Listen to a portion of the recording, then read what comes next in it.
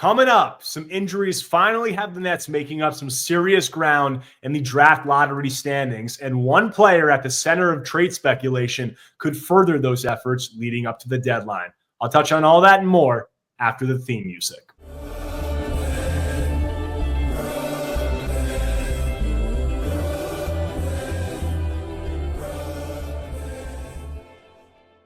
What is up, Nets world? We're back here on the Bleav in Nets podcast on the Bleav Podcast Network. I'm your host, Erik Slater, Brooklyn Nets beat reporter for ClutchPoints.com. And if you do not already, subscribe to Bleav in Nets wherever you get your podcasts. Most importantly, go to my YouTube channel at Erik Slater NBA. If you enjoy my content, subscribe, like the video, comment. Anything you guys can do to engage is much appreciated. But on today's episode, I had Brett Siegel, a colleague of mine at ClutchPoints, who is a national NBA insider, on the show to talk about Cam Johnson and what his trade market could look like leading up to the deadline. We're less than a month out from that, so we touched on Johnson's market. I gave, what the Nets could be looking for from things that I've heard, and Brett touched on all the teams across the NBA. We went on team-by-team specific situations about what the market could look like for CJ. So really interesting talk there. But before we get into that, just want to touch on some of the most recent developments in Nets world. Recording this at about 4 p.m. on Thursday. The Nets just dropped their third straight game last night. They lost 113-98 at home to the Detroit Pistons. And this is somewhat of an interesting situation because obviously the Nets signaled that they were getting serious about the tank and about this direction of maximizing their draft position in the last month when they traded Dennis Schroeder and then Dorian Finney-Smith. Those moves were a signal, obviously, of things to come. They, fell off after they made the Schroeder trade. They started to lose some games with Ben Simmons stepping in as their starting point guard. They still were winning a few, but then as of late, these last 3 games, they've just been hit with a rash of injuries. First, they lost Cam Thomas and Cam Johnson after a win against the Milwaukee Bucks. Johnson sprained his ankle in the final second of that game. Then it later came out after that Cam Thomas re-aggravated that hamstring strain that held him out for a month. So Johnson is going to be reevaluated ahead of what is an upcoming 6-game West Coast trip. The Nets said, Jordan Fernandez said that the Nets they believe that Johnson is going to rejoin them on that trip and, return to the lineup. Cam Thomas is out for that trip, so he's going to be sidelined for at least 6 more games. And then also Ben Simmons has been out for the last 3 games due to, calf and back issues. Obviously, those are all correlated injuries for him. And D'Angelo Russell, who the Nets recently acquired, left the first of those 3 losses due to left shin contusion and has been out since then. And their statuses for Friday's game tomorrow, the Nets are going to be playing in Denver. All of those statuses are to be determined, except for Thomas, he's out. But Johnson, Russell, Simmons, all to be determined. And, these are real injuries. Like, I'm not going to question whether or not these guys are actually hurt because they are. But you see this with rebuilding teams. That this is something that I've said throughout the year is if guys like this who are high impact players for the Nets get hurt, there isn't exactly going to be a rush to bring them back. You're going to turn, make sure they check every single box, which you should do anyway. But, to the 10th degree, you're really going to want to make sure that everything is fine. And then if there's not, and if these guys aren't really pushing you to get back on the court, you don't have to play them because that's what tanking teams do. They hold these guys out in these situations, not only because it benefits these guys and just making sure that they're 200%, as Jordy Fernandez likes to say, before they get back on the court, but it also benefits you, through this situation of potentially not winning these games. And you look at these last 3 games with those top 4 guys, Cam Johnson, Cam Thomas, Ben Simmons, D'Angelo Russell out.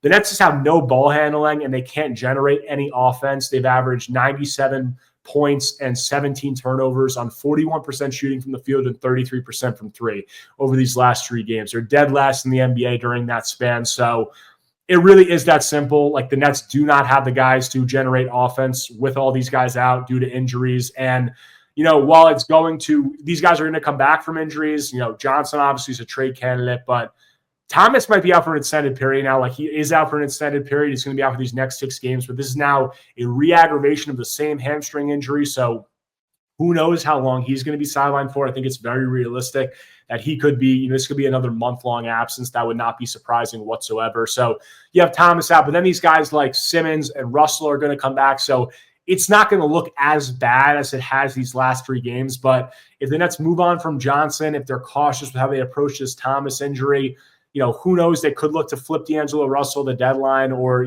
Ben Simmons could be a buyout candidate. I don't think that that's the most likely scenario for either of them, but it could be. But, this could be a little bit of a preview of things to come with the Nets, because it's looked really ugly over these last 3 games. And it's frankly looked what, a tanking team looks like what you expect a tanking team to look like. And the Nets haven't looked like that up to this point, because they simply have had too many competent basketball players. But now with, DFS and Schroeder traded, Cam Johnson could potentially be out the door, which we're going to talk about at length with Brett. You have some of these guys, it's starting to look a lot more how you could have expected it to. It's, in this last game, I think was the most drastic end of what you could expect from that, because the Nets only had 8 available players for this game. Their top 8 players from the beginning of the season were out for this game, traded or out. And they were really left with a rotation that was just not NBA caliber whatsoever. And also the minimum number of players that you're allowed to have for an NBA game, 8 is the least you could have. And that's what they had. Daron Sharp was also out for that one due to an illness. Dariq Whitehead suffered a concussion in Long Island on Tuesday. So really just the roster has been decimated. But while it won't be to that level, I think it is somewhat of a preview of what you could see after the trade deadline, when there are more moves made and this roster is really stripped down to a point where the draft positioning is the number one priority. One quick thing I want to touch on from last night's game is Noah Clowney, before I get into the Cam Johnson trade talk, because Clowney turned in the best performance of his career. He had 29 points, 9 of 20 shooting from the field, 5 of 11 from 3, 6 of 6 from the free throw line, and really was the focal guy of this offense, something that we haven't seen from him yet this season, because that's not the level of player he is. He had an NBA rotation, but the Nets have so many injuries that he was able to do some more things. And obviously his game this year has centered around the 3-point line. I just want to talk a little bit about what we've seen from him development-wise, because, there's been some ups and there's been some downs, but a really big barometer of Noah's upside and whether or not he was going to be a legitimate rotation piece in the NBA long-term was his 3-point shooting entering the league, because he kind of was that tweener. He wasn't a center. He was kind of power forward size. That's where you thought the most upside might be. He only shot 29% at Alabama from 3, but the stroke was there. Could he develop that stroke, and could he turn that into, being a legitimate floor spacing threat in the NBA to be able to play that 4 long term? And he's done it so far this season. After last night's game, Clowney's at 38.5% from 3 on 5.3 attempts per game. His volume is just astronomical, because that's 5.3 attempts per game, and he's not playing, starter level minutes for most of this season. Clowney's attempting 12.3 threes per 100 possession. He's one of 14 players in the NBA shooting above 38% from 3 while attempting over 12 threes per 100 possessions. And just to give you an idea of the caliber of shooters that are in the category of doing that, what I just said, that's guys like Anthony Edwards, Steph Curry, Peyton Pritchard, Doug McDermott, Donovan Mitchell, Jordan Poole, Tyler Hero, Malik Beasley, Derek White, Klay Thompson, Duncan Robinson, Buddy Hield. So you get an idea of Clowney at 20 years old being, the biggest guy on that list. He's almost near center size, 6'9", being able to shoot on that level of volume this early in his career and being able to knock it down at this level of efficiency is a very positive sign for him moving forward. And you're talking just about the age and 3-point percentage. Clowney ranks 3rd among 42 players aged 22 or younger attempting over 3 threes per game. So that gives you a glimpse into the age, the upsides, the positional value of having a floor spacer in the front court like that. Are there things that Clowney needs to improve upon? Absolutely. He's not shot it well from 2. The overwhelming percentage of his shots, I think around 69% of his shots this year have been 3-pointers. He's been heavily reliant on the 3-point shot. So improving that handle, being able to attack closeouts, getting a little bit of a floater game, all of those in-between moves, that's going to be crucial for him moving forward. And it's been interesting over these last 2 games in particular, because he's been able to lean into some of that stuff more, because the Nets have no shot creation.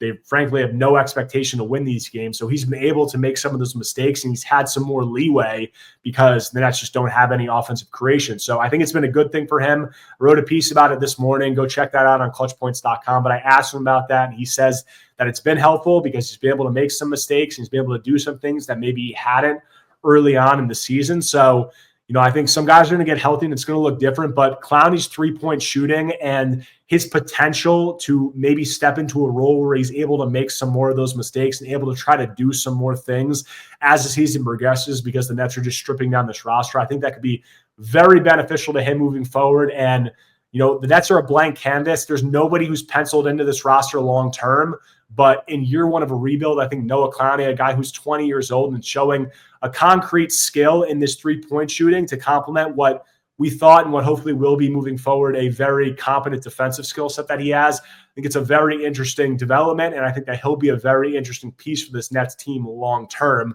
So all good things there, and it was really nice to see get a positive out of that game last night against Detroit, which was really, otherwise there just wasn't much to write home about. So that was a good development for the Nets, but that does it for the intro. Want to get into the talk with Brett. We talked about Johnson's market and all the teams that could be involved. So really hope you guys enjoy that after a quick break.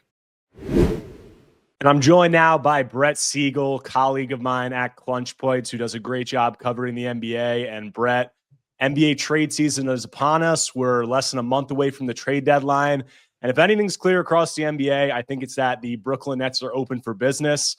Obviously traded Dennis Schroeder and Dorian Finney-Smith in the last month. And we're seeing with how they're handling some of the injuries in the last week, along with those trades, that, rushing guys back to win games doesn't exactly seem like a top priority, to put it lightly. They're pretty much all in on trying to maximize his draft positioning during the second half of the season. And that naturally brings us to one Cam Johnson, the last remaining of those three veterans we had spoken about as, sirens blasting trade candidates entering the season.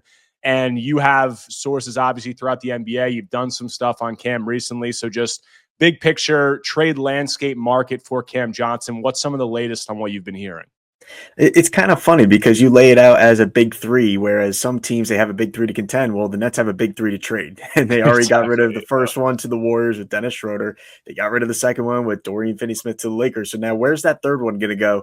And the third one's the biggest name. That's Cam Johnson, and he's a guy that if you put him on any of these playoff teams' rosters right now, he makes them better. He puts them in a position to contend for a championship, and he can be one of those final pieces that get you over the hump, kind of like what the Knicks think that Mikal Bridges can do for them this year. They went out and spent a lot to get Bridges because they feel like he's a guy that can deliver them a championship next to Brunson, Towns, and OG Anunoby. Well, there's going to be teams out there that feel the same about Cam Johnson because of his two-way abilities, and his market is vast. We've covered it extensively at Clutch Points between me and you of the amount of teams that are interested in him, and you can go down the list from teams that are on the cusp of being in the playoffs, teams that are firmly in the playoffs, all the way to the top of a team like the Memphis Grizzlies, who are right at the top of the Western Conference. There's plenty of teams that have interest in him. His market is going to be vast, and that's good news if you're the Nets and a Nets fan, because that just means that his price is going to go up. Exactly. And, that's that we say like he's the last man standing, and that's not just a coincidence. Like, he is the one that obviously has played the best this season. Luckily for the Nets, it was this interesting conversation earlier in the season. A lot of Nets fans were seemed like losing their minds because this team's winning more games than they were supposed to. Like, they had a 19.5 win projection entering the season. They were on pace to double that. And a big part of that was Dennis Schroeder, Cam Johnson, Dorian Finney-Smith, just playing at an extremely high level. And they showed the sense of urgency to kind of course correct that, tanking direction that they want to go in by trading Schroeder and Dorian Finney-Smith. But, it's also worth noting those guys were both on expiring contracts. Cam has 2 years left on his contract after this season. So the Nets don't have to trade him. But the reason that, he's still on this team, it seems like, is because they're looking for a much more significant return for him than they are for what they got for those other guys, which was salary fillers and second-round picks. Because you look at what Cam's been able to do this year, he's at 19.5 points per game, 50% from the field, 44% from three, 90 from the free throw line. He leads the league in effective field goal percentage. He's at over 62% among 70 players attempting at least 12 field goals and 5 3-pointers per game. So he's really been one of the most efficient offensive players in the league. And if you're talking about 3-and-D wings, he's been one of the best in the NBA so far this season. What I've heard from what the Nets are looking for return-wise, and this is something I heard early in the season, was that they were looking for the equivalent of 2 first-round picks for him, which meant, it doesn't mean 2 first-round picks. It could mean a first-round pick and a prospect or prospects that are equal in value to a first round pick. And that was early in the season before he,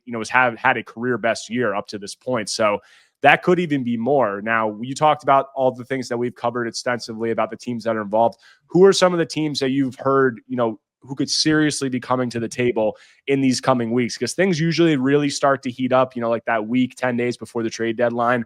But there are deals that could be made now or in the next, week or two. So who are some of the teams that are starting to get serious about this? So there's two things to touch on with Cam Johnson, and one of them you alluded to of they don't have a sense of urgency to move him like they did with Finney Smith and Schroeder. Cam Johnson's still under contract, and he's a guy that if the Nets do go after a star in the offseason or look to add a star at the trade deadline next year, Cam Johnson can be a number 2, a number 3 guy for your team. So you don't necessarily want to just get rid of him and dump him for 1 first-round pick, a few second-round picks. They have a value for him of 2 first-round picks. That's been the market value for him since last trade deadline. That's what it was in the offseason. The Nets have not budged on that, to my knowledge, to this point, and we're 4 weeks from the deadline. Could that change? Possibly. Will it? I don't anticipate that happening. If anything, his price is only going to go up because of the amount of teams that are pursuing him, which puts the ball in the Nets' court of, well, do you want to trade him now for all these assets that you're getting offered or potentially offered? Or will you keep him and potentially look to move him again in the offseason, depending on what his price is there and what you can do to better your team during this rebuild? So the second part now with Cam Johnson is, well, what teams can possibly target him? And 1 second. To that point, sorry to cut you off, but I just wanted to get this in before we go into, what you're about to say. Right. That's something that, like, as you said, that's almost like a card in the Nets' pocket. Like, they don't have to trade him. They have these 2 years left on his contract. And we already saw that with, I think it was Brian Windhorst at ESPN put out a piece where he's saying, the Nets value Cam Johnson. And if they are, like you said, to go after a star or whatever, like, they view him as a guy who could be a complementary piece. And, that makes sense to some extent. Like, he's just at that age where Dorian Finney-Smith and Dennis Schroeder were 30, going on 31, 32 years old. Cam's 28 going on 29. So he's just right at that line where he's young enough where if you want to sell that, you could keep him, and go into this next phase of the rebuild if you're trying to get aggressive, in the not so distant future, that he could fit that timeline. Now, is that what I think they actually want to do? I don't, but it is a card that they can, have in their pocket and something they can use in negotiations as, like, we don't have to trade him. Like, you guys are coming to the table for, to us, this is what we want. But go on with what you were saying. And that's exactly why his price is only going up at this point, and why we're seeing some teams that are interested in him not interested anymore, simply because A, they can't offer those assets, and B, that's just too much of a price for them to pay financially with these first and second apron rules and the amount of teams that are hard capped. So we just go down the list of teams that we've heard that are interested. The Orlando Magic are a team that has known interest, and what could their possible package look like? Well, they got a lot of first-round picks that they can offer up. They have a young point guard in Cole Anthony, who still has 3 years left on his deal, a guy that the Nets could definitely utilize in their backcourt next to Cam Thomas moving forward. And then obviously you have an expiring contract with the team option for Gary Harris, immediate cap relief for the Nets there. So that's kind of what the package would look like. Would they be willing to offer up a guy like Jet Howard, Tristan da Silva? I don't think that that's necessarily something that the Orlando Magic are looking to do at this time, especially given the success that da Silva has had in his rookie year. Obviously, Jet Howard, he's another guy that you can look at and be like, well, he's now in his second season, hasn't played much with the Magic. Is he somebody that they want to potentially move on from? Through all these injuries that the Magic have had, they're still one of the better teams in the East. I don't anticipate them really shaking up their roster too much. So if they are going to go after Cam Johnson, it's going to revolve around Cole Anthony. It's going to revolve around Gary Harris and a few of those first-round picks that they have to offer up. You go down the list at other teams, and we recently reported on them here at Clutch Points. I had a story that dropped earlier in the week, the Indiana Pacers. And that's a team that I've been told had checked in on Cam Johnson within the last 2 weeks. They're a team that's eager to make some upgrades to their roster heading into the playoff season, as I like to call it, after the trade deadline, where this is when you really move up and down the standings. And we hear it on NFL Red Zone with Scott Hansen. It's the witching hour. That's basically the witching hour in the NBA, where you're either going to make the playoffs or you're not. And after the trade deadline, the Pacers, they're a team that looks like that they're trending up right now. Tyrese Halliburton kind of returning to that all-star form that we didn't see early on in the season. You're going to have Aaron Nesmith coming back from injury soon. And what could that package potentially look like? Well, you're looking at Obi Toppin, Aaron Nesmith, Jarris Walker, guys like that who are these athletic mold players on the wing and can play multiple positions, guard multiple positions. How many of those guys would the Nets really be interested in? Because Toppin and Nesmith are both under contract long-term, and we know that the Nets don't necessarily want to take back a lot of long-term contracts. Would they want one of those guys? Potentially, because that's another tradable contract that you have and a young piece that you can build around and build with. Although two of them, it now becomes pricey because Toppin and Nesmith together, that's $24 million right there that you're tying yourself down to this season. And then that cap number is only going to increase moving forward as their contracts increase. So would there be another team that gets involved? And that's where the caveat comes in with what I reported for Clutch Points of the Golden State Warriors are one of the teams that are monitoring Aaron Nesmith. If he's potentially on the move in a Cam Johnson trade to the Nets, could the Nets contact the Warriors again and look to move either Toppin or Nesmith? And would that be a player that nets them another first-round pick there in a Cam Johnson trade? So there's a lot to kind of go through in a Cam Johnson, Indiana Pacers scenario, especially because the Pacers are a team that has a chance to upgrade across the board, whether that be on the wing. They could still use another front court piece, even though they just added Thomas Bryant from the Miami Heat. So there's options there for the Pacers. I would anticipate them being busy ahead of the trade deadline. Obviously, you have a team like the Detroit Pistons, I think is another very, very interesting scenario around this league that people aren't really talking about because Jaden Ivey just broke his leg. Cade Cunningham is going to be a first-time All-Star. And if they beat the Warriors, all of a sudden the Pistons are 2 games above 500 for the first time since I believe it's the 2018-19 season. So this is a team under JB Bickerstaff that is well in position to earn a playoff spot this year or at least contend for one in the play-in tournament. Will they go after a big name like Brandon Ingram, or will they go after a guy like Cam Johnson potentially, who you could build with for years to come? So I think that those are the 3 main options that I'm looking at in the East. I wouldn't really anticipate a team like the Philadelphia 76ers. We've seen them mentioned, but I wouldn't anticipate them even having a package that could make sense for the Nets or even make sense financially for them. Out in the West, there's a slew of teams that we can talk about. Yeah, let's stay on the East first, and let's talk on because it's tough because like you could go on forever because there's so more than half the league. It seems like. It's literally over half the league is interested in this guy right now. So let's stay on the East and let's just touch on those teams that you just talked about.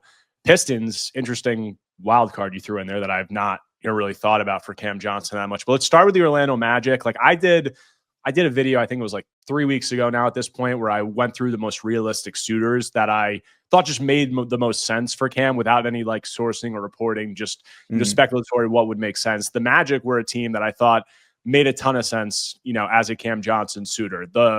One of the caveats and something I should have mentioned earlier is what you said and what we all know, because the Nets have pretty much broadcasted across the entire league, that they don't want to take back, it's money into the future. They're prioritizing expiring contracts, which we saw them do, in the Schroeder trade when they got back D'Anthony Melton, who's injured and not even going to play, but an expiring contract, and in the Dorian Finney-Smith trade when they got back D'Angelo Russell. So they're able to accomplish that.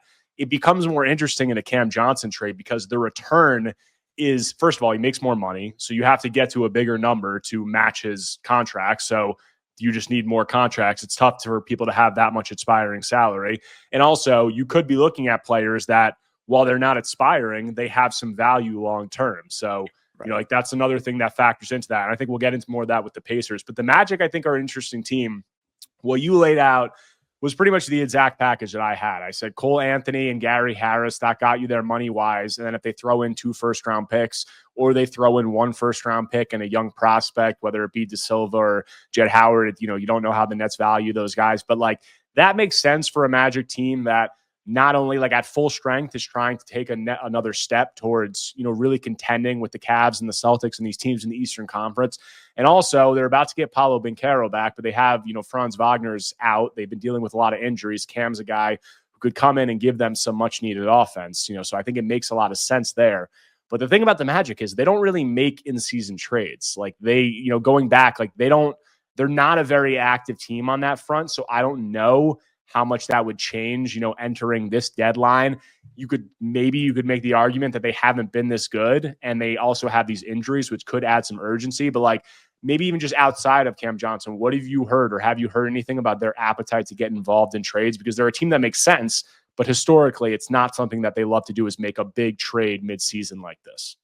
You're right. The Magic don't really make a lot of big moves in season. If they do anything, it's usually around the draft. They usually shift draft position, or they look to make a splash in free agency like they did with KCP this past offseason. And he's been a good leader in their clubhouse. They value KCP, and there's been some weird rumors out there that they could look to flip him for a bigger package. That's not going to happen. They're not going to move KCP. But what the Magic are doing right now is you have a team of 22, 23, 24-year-old guys, and you're sustaining success without two all-star talents. And I think that speaks volumes not only to the character that they have on this roster and the guys in that locker room, but also the success that Jamal Mosley has had building a culture there with his staff. And I think that they've done a brilliant job. I think that this is a team right on the cusp of kind of being what the Thunder were last year, of them taking that next step and becoming a force in the West. I think that the Thunder are right there. They just need that one extra piece. And as we both alluded to, Cam Johnson could be that piece for them. So if there's any time to make an in-season move, it's right now. And they have the assets to do it. They have a plethora of draft assets. They have young guys that they can move that aren't necessarily in their nightly rotation right now. And it just seems like one of those best fits out there. Like if we were to look at all the teams that are interested in Cam Johnson and say, well, which team makes the most sense? To me, I think it's the Orlando Magic. They need a three-point shooter. He fits what they do defensively. He's one of those younger but still kind of veteran guys that can come in and bring that experience for them, similar to what KCP did. I think that that's just a perfect fit for them. But what the Magic are prioritizing right now, and you look at their roster, their trade deadline upgrades are these guys coming back. Paulo Banchero coming back from injury, Franz Wagner probably coming back after the deadline. I would imagine that he should be back either right before the All-Star break, but if they want to extend it a little further, and if they can find success without him, they will, and that would be the week or two after the All-Star break there. So there's not a rush necessarily to bring him back. It's not like, oh my God, we're going to miss the playoffs. We've seen it. This team continues to win. Banchero's coming back, so they're going to take their time with Franz just like they did with Paolo. And then obviously Jalen Suggs with his back injury right now, that's something that they're going to be monitoring. And when he comes back, that's going to be another trade deadline upgrade for them. So I don't think that they feel any sense of urgency whatsoever. And that ties into the whole idea of they don't make many in-season trades. Yeah, and it's also worth noting that obviously everybody knew that the Magic needed three-point shooting last year. It was evident during that first-round series in Cleveland. And they addressed it, as you said, by bringing KCP, but that really hasn't fixed their three-point shooting issues. And some of this obviously is a product of the injuries that they've dealt with, but they're dead last in the NBA in three-point shooting. They're around 31% from three. So they definitely have a need, and there's definitely a story you could tell yourself about how Cam Johnson could fit in and, bolster their three-point shooting, also offer them some secondary shot creation.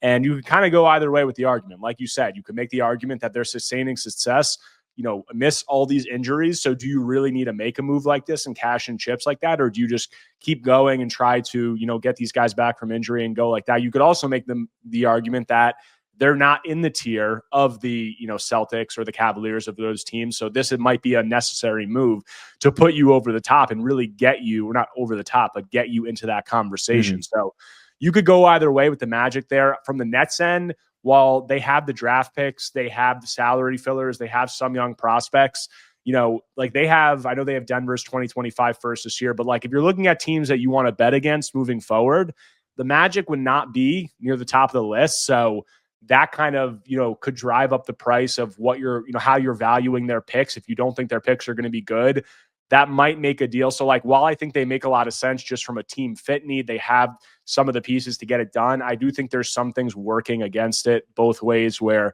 I don't know if they're the most likely partner, but you could definitely tell yourself a story.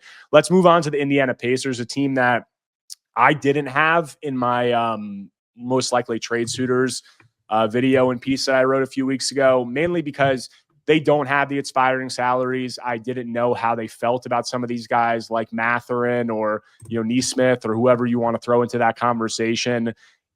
They obviously are a team that made a deep playoff run last year. So you could definitely tell yourself a story of a team that wants to improve and could look to make a swing like this and it not be, just completely out of the realm. What are they doing? But I do think they're an interesting trade partner for the Nets because, as you said, these guys aren't expiring contracts. These are young players that have some value that are going to make up the bulk of this package. So it really comes down to, how do the Nets value those players? How do the Nets value those players for their own purposes? Do they feel it's worth taking on that money because these guys can be something that they think fits into their long-term plan? Or B, do they think maybe they could flip these guys to a third team, as you said before? So run through again, like what you said as a potential package there. And I know that they have their own draft picks. Like they have their draft picks in 27, 8, 9, 30, 31. I think they can trade 2 first-round picks, either 28 and 30 or 20, 29 and 2031 if they wanted to package those. So they have some pieces there, but it does become a little bit more complicated because these guys are younger guys who have value and, have obviously long-term contracts tied to them. Right, and that's the thing, we keep alluding back to it, of the Nets don't want to take back long-term salaries, but based on my conversations around the league, if the Pacers were serious in their pursuit, one of those guys would likely stay in Brooklyn, whether that be Obi Toppin or Aaron Nesmith, simply because that's another guy that you can bring in, not necessarily on Cam Johnson's level, but he's one of those Toppin or Nesmith, they're both one of those secondary guys that can contribute to a roster next to superstar talent. So while you're rebuilding, you have Toppin for 3 years, you have Nesmith for 3 years. Those are guys that you can plug and play and rely on either in or out of your starting lineup to help lead one of your rotations. And that's why I think there's intrigue there from the Nets, where if you were able to bring back a package of Obi Toppin and Jarris Walker and then find a third team for a guy like Aaron Nesmith, there's value there, especially if you're getting the first round picks, like you mentioned, whether that be 29, 30, 31, there's value in those Pacers picks down the road, simply because you don't know what they're going to look like 6-7 years from now. So what would the Pacers package potentially look like? It's exactly what we said. Obi Toppin, Aaron Nesmith, that gets you to $24 million right there to match Cam Johnson's. I Bleav it's a $27.5 million cap hit for the apron tax.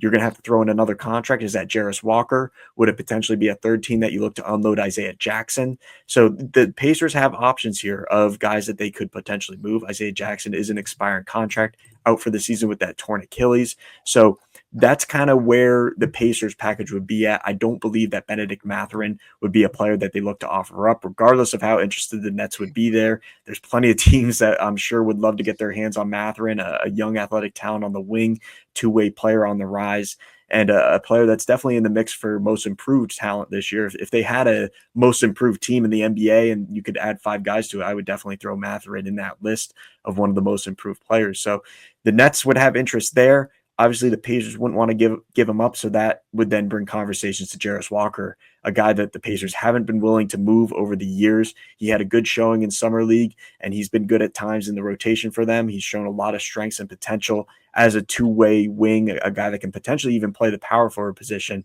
in some smaller rotations. So I think that there's definitely intrigue there, and a player that could absolutely help the Nets through their rebuild. Yeah, and it's definitely an interesting conversation, because those are guys who, as I said, are under contract, like on pretty good value contracts. I think Nesmith is at around $11 million per year. He's young enough. He's 25, where, he could fit into the Nets' plans moving forward. He also obviously could be a flippable guy that could land them more draft assets if they want to try to, flip him for an expiring. And also, when you're flipping him, he's at that smaller number where it's not difficult for other teams to try to get up to match him.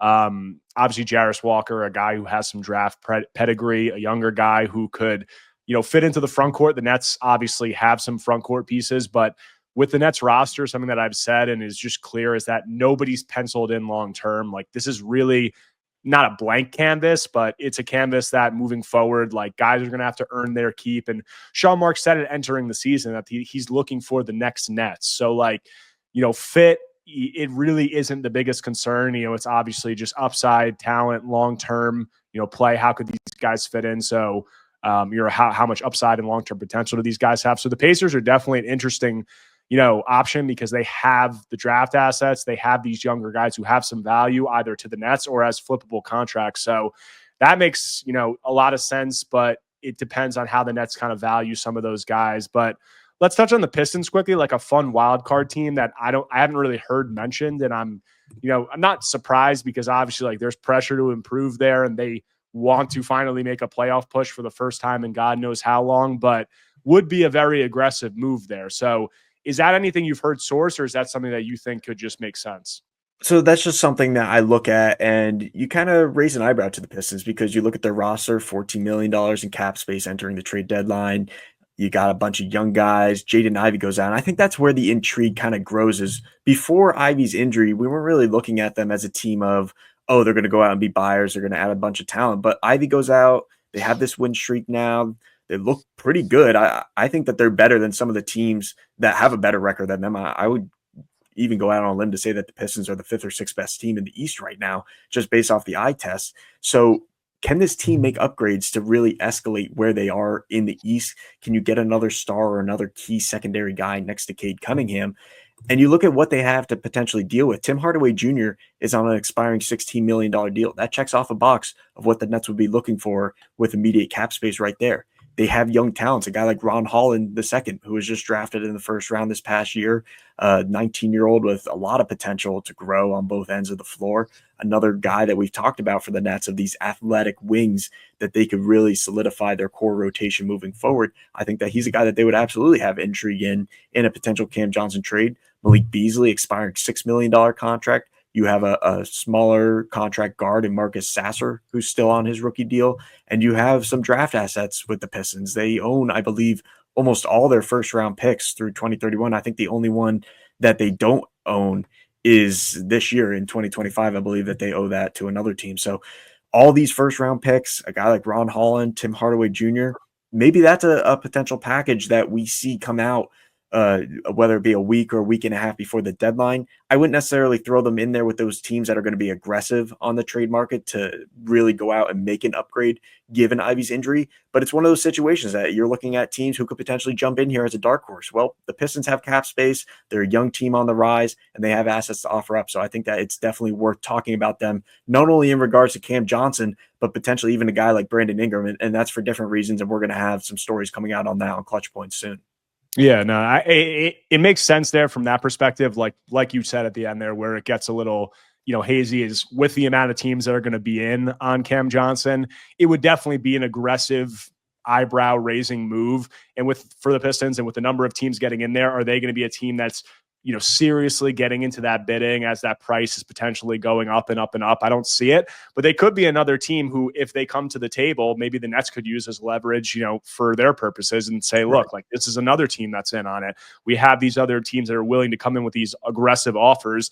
Maybe they have the expiring contracts the Nets could be interested in for their cap health moving forward. So it's definitely an interest. And I think it just speaks more to the number of teams that maybe could be getting involved in this that you didn't see before and how this list could just be growing. But that's the Eastern Conference. I think there could be a lot more, activity on the Western Conference front with this. So let's get into some Western Conference teams. I did my speculatory piece on some of the teams that could be involved. Obviously, like the Grizzlies were one of those teams. The Warriors, before they made the Schroeder trade, the Thunder, obviously. We've heard that the Kings could be involved. Just what's some of what you've heard on that other side? Yeah, so let's just go down the list from the top of the standings down. I feel like that makes the most sense just because we look at the contenders. Those are the ones that have the ability to make upgrades. The Thunder, the Rockets, the Grizzlies, 1, 2, 3, all have the ability to move contracts, all have first-round picks that they can offer up. And when you look at the Thunder, it's basically like a mint. They're just printing first-round picks over there, and they can offer up as many as they want. Even if it's an overpay, it really doesn't matter to them because it's not even going to put a dent in their first-round picks that they have through 2031. So starting with the Thunder, is this a team that really wants to shake up their core right now? Because they look like the best team in the league. Even though they just lost to the Cleveland Cavaliers in what was one of the league's best games this season, if not the best game. But you have movable contracts there, Aaron Wiggins, Kenrich Williams, Isaiah Joe. But again, we're looking at guys that are on long-term contracts. None of those players would really be appealing in my mind to what the Nets are trying to build. Isaiah Joe, 4 years on his contract. Aaron Wiggins just signed that 5-year extension, and Kenrich Williams obviously has that 3-year deal. So I don't necessarily see that being as much of a scenario as other people have reported on. But obviously, those first-round picks speak volumes. If they come in with a package of 3, 4 first-round picks, that's going to be the best deal that the Nets get. That could potentially be intriguing to them. So we go down the list from the Thunder. You now move to the Houston Rockets, a team that desperately needs three-point shooting on the wing. Let's stay on the Thunder for 1 second, because I have some thoughts, and just it's really been the push and pull of that. Like you said, like an aggressive move for Cam Johnson could be a move that really solidifies them. Like there's already some talk of, are they, the favorite over the Boston Celtics right now? Like that move like that would really put them, you would think, in like that category. But there is also the question of they're playing well. There's the mantra, if it ain't broke, don't fix it, especially if you have to give up extra assets to fix it. Guys like Wiggins, guys like Joe have been playing good basketball this season. So that is interesting. This isn't anything sourced that I've heard from the Nets end. I do think that there could be some interest in a guy, particularly like Aaron Wiggins, who's on a contract that I think is going to age really well. I mean, he's under contract for, what is it, like $12 million annually over the next 5 seasons, with the salary cap going up. He's going to be making like 4-5% of the salary cap by the end of that deal. And he's young, 25, 26 years old. Like maybe not a guy, like he's a guy that could fit into the Nets timeline, but also I think a contract that could age well to where they could flip him. And, beyond that, if we're just talking about the Thunder as a fit, like you said, they have these guys, obviously Joe and Wiggins are on longer term contracts. Kenrich Williams is a guy who could be used to match salary. And I Bleav only has 1 year left after this season, and then as a team option in the season after that. So that's would only have to have him, I think, under contract for $7 million next season. They also have a guy like Nikola Topic, who, you don't know where the interest level could be, but he's like a young prospect who is just a, first round pick. The Nets, you don't know where their evaluation of him. But between that and just the surplus of draft picks they have, I think they're second in the NBA in tradable first round picks. There's just a lot to work with there. I think that they're one of these teams that could give up these draft picks and, they don't have to give up their own. They have the Heat's pick this year. They have the 76ers pick this year. They have picks in the future. They could give up these picks. They could give up some of these guys and it really wouldn't affect them that much. So I think that there's a lot to work with there. I think it makes sense for them in the sense that they do need, they don't need anything because they're such a good team, but, 3-point shooting, a little bit of an upgrade around guys, like SGA, like Jalen Williams, I think could make sense. So I just think that that's a very logical move for them. If they're, finally Presti's finally looking to get aggressive and really go for this. And, I think it could make sense for them. So I do think that they're a good fit, a realistic fit, but go on. You were going on to another team next. And real quick for the Thunder too, is they're another team that doesn't really make too many in-season moves. Yeah. We saw them last year, they did, and they went out and got Gordon Hayward, and that didn't really pan out well. Will that potentially have an effect on their pursuit of going after another player this year, especially because that didn't work? And they're the best team in the league, in my opinion, and many others. Yeah. So if it ain't broke, don't fix it, like you said. We'll move on to the Houston Rockets. And again, a team that could use a perimeter 3-point shooter on the wing, and you have Dylan Brooks at the small forward position, but this is a Cam Johnson. He can play 2 through 4 basically in my mind, and you got movable guys in Houston. They have expiring contracts with Jeff Green, Jayshawn Tate. Jock Landale is another expiring contract because I Bleav he has that team option and that opt-out after this season. So right there, that's all the money you need. That's not a good enough package for Cam Johnson, though, given the other teams that are going to be interested in him, which then brings you to a guy like Reed Sheppard, another rookie that hasn't really cracked the rotation in Houston, recently got sent down to the G League and had a 50-point game down there. So the potential's there. He's an electric scorer and a guy that brings a lot of energy. I'm surprised that Houston hasn't utilized him as much, and maybe that's telling as to what they think about how he fits in Ime Udoka's system, because Amen Thompson, however you want to pronounce his name, he plays the 1 through 3. He can be your point guard at times. They still have Aaron Holiday there. So where does Reed Sheppard really fit in to the backcourt there in Houston? And I think that's going to be something that gets discussed not only at the trade deadline, but heading into next offseason as well. And as they develop him further and we see him more in summer league and what his role is going to look like with Fred VanVleet entering what would be the final year of his contract as well. So Houston, if I had to rate it of what they'd be interested in Cam Johnson at this time, I'd probably put it right at a 5, simply because I don't really see them being better than what another team can offer the Nets, whether that be draft picks and young talents. I just feel like that there's better interest out there that would benefit the Nets long term. Yeah, I had Houston on my honorable mention when I did that piece a while back, and that was for the reasons you said. I'm not sure how eager they are to not empty the clip, but they're a team that's been mentioned as a prime destination for stars moving forward. They're set up, they have that ecosystem, they have the draft capital. Do they want to burn, multiple picks and mid-sized contracts to bring in Cam Johnson this season? I don't really see it, but like you said, you can't dismiss them because they have what it takes to get it done. They have the expiring contracts. They have young, interesting players. Like you said, Reed Sheppard. They have a guy like Cam Whitmore also. They also have the Nets swap rights on the Nets 2027 first-round pick. So I think that that's something that's interesting where they could offer some of these expiring contracts, a young player, maybe like a future first-round pick, and then they relinquish the swap rights on the Nets. And, I think that that's something that could make sense. But like you said, for some of the other reasons, I'm not sure that they're the most likely. I think we got a couple more teams that we'll get into, and then we'll get out of here. Who are some of the other ones? I think we have a good idea of who the remaining teams left would be. Right. So we go down the list. The Memphis Grizzlies, a team that held discussions for Dorian Finney-Smith when he was on the move to the Los Angeles Lakers. They were very aggressive right before the Lakers came in with their package. I Bleav they were offering John Conchar, Luke Kennard's expiring contract, and they wanted their first round pick protected. And there's been some discrepancies on what that pick protection actually was. I know that Michael Scotta reported on it really well, what those protections were. You can correct me if I'm wrong. I think it was top 12, top 14. Yeah, I think you said top 14 or 15, and I think Kevin Pelton at ESPN said top 17. So it was like right around that, like mid-teens. Yeah, so the protections on the pick, that was a breaking deal for the Nets, and they kind of got cold feet about it. They didn't like the way that the Grizzlies were really approaching that trade package, which is why they went to the Lakers with Dorian Finney-Smith. How does that really affect this with Cam Johnson now? Will the Nets be willing to hear the Grizzlies out, or is this just kind of a situation where they don't want to deal with them anymore after what happened with DFS? So I think that for the Grizzlies, they're a team that makes sense, but I don't necessarily see them making a deal with the Nets. I don't know if you have anything to add on that front. I haven't heard anything really of that they're eagerly, aggressively pushing for Cam Johnson right now. Yeah, I mean, it would make sense for them to try to make an aggressive move. I mean, we saw them trying to go for DFS, but you could tell with, how stingy they were being on that pick protection. Also, a big part of what was a deal breaker for the Nets was they wanted the Nets second round pick in this year's draft. So it was really just like a swap from the the top of the second to the bottom of the first. And the Nets weren't interested in that. They thought that the 3 second round picks from the Lakers and expiring money with D'Lo was a better deal, which I agree with for them. They do have like the package. It was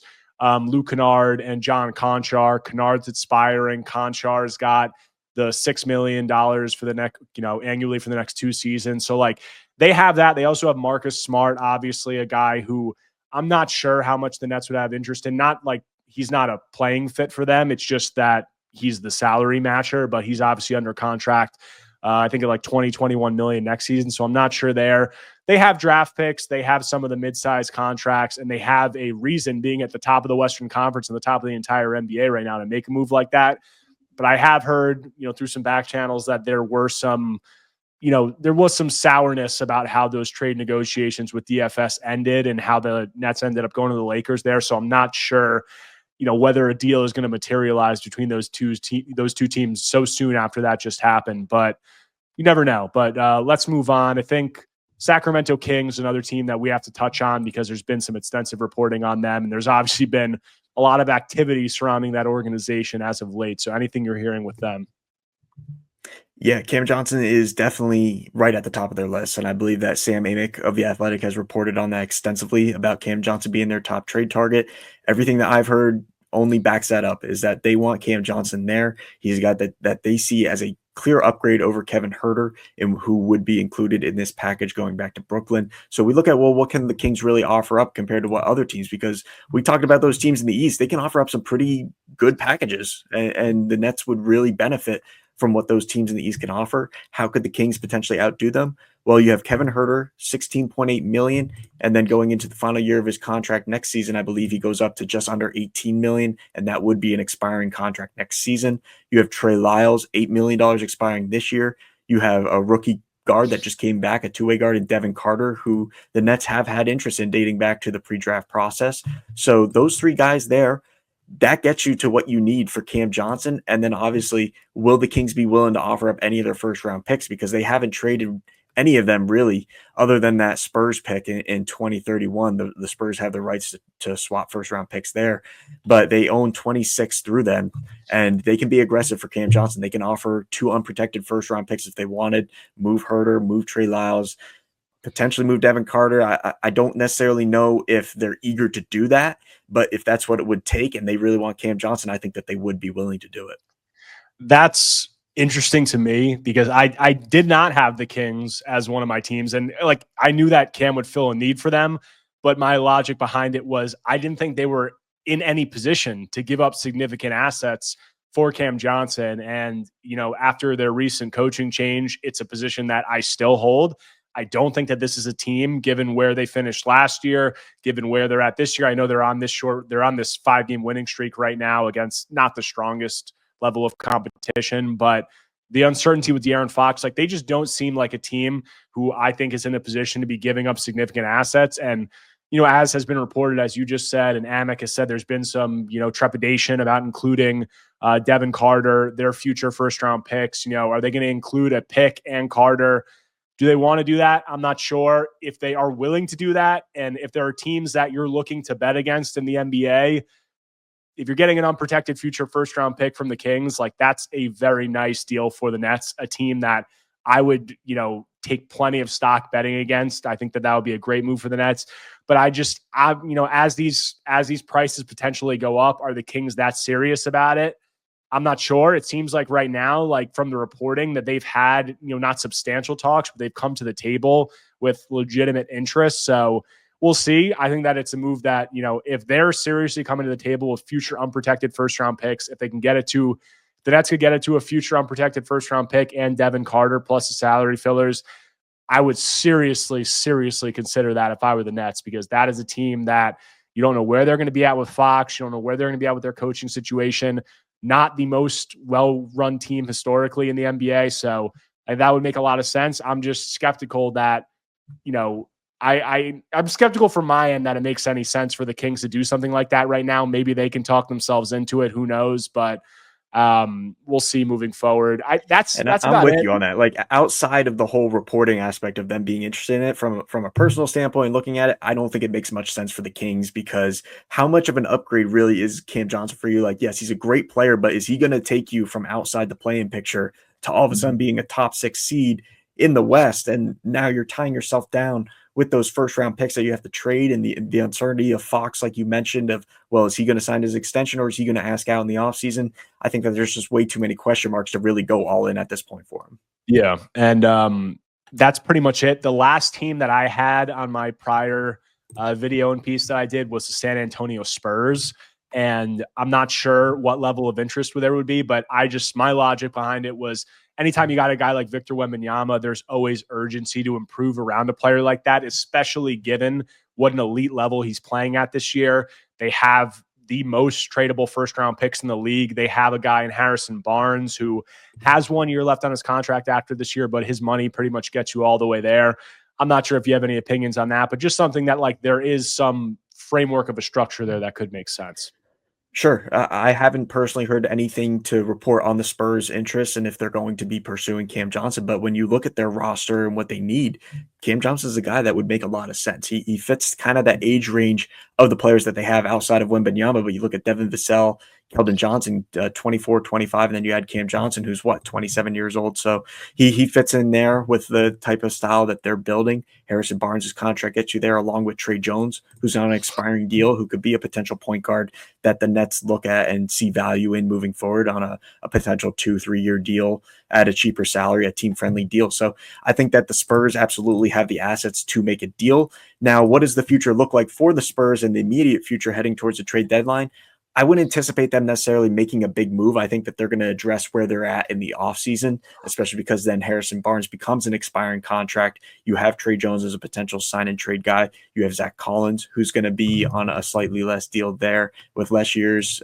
Malachi Branham is going to be his rookie contract. So they're going to have options in the offseason to potentially make a move. And I could even see them using some of those first round picks to move up in the draft this year, because you and me both know that the 2025 NBA draft has a ton of guys that would have gone number 1 last year. So I think that if the Spurs can move up and get 2 lottery picks there to pair with Wembanyama, all of a sudden we're looking at them to be a very strong force for years to come.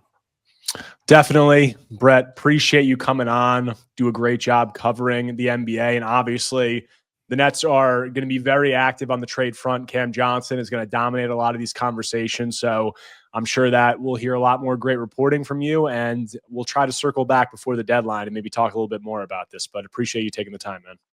Absolutely, Eric. I appreciate it, man. Thanks. That does it for this episode of Bleav in Nets on the Bleav Podcast Network, your one-stop shop for everything happening across sports and entertainment world.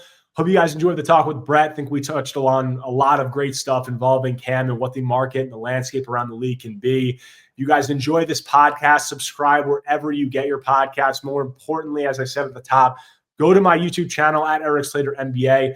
Like this video, comment. I'll try to look at all the comments, but I really appreciate anything you guys can do to engage. You guys can find all my work on ClutchPoints.com. You can also follow me on Twitter at Erik Slater _. Constant news, updates, analysis, game highlights, interview clips, injury updates, all that stuff you can find there. So go to Twitter and hit me with a follow there. But things are starting to heat up with Cam Johnson and potentially some other pieces on the Nets leading up to the trade deadline. We're less than a month out now. Also, Nets obviously have a ton of injuries that they're dealing with, and because of that, their position in the draft lottery standings is on the rise a little bit. They're up to 6th, and it could be notable how, the 6-game West Coast trip goes moving forward. So I'll have coverage of all that and more here on Bleav in Nets. Talk to you guys soon.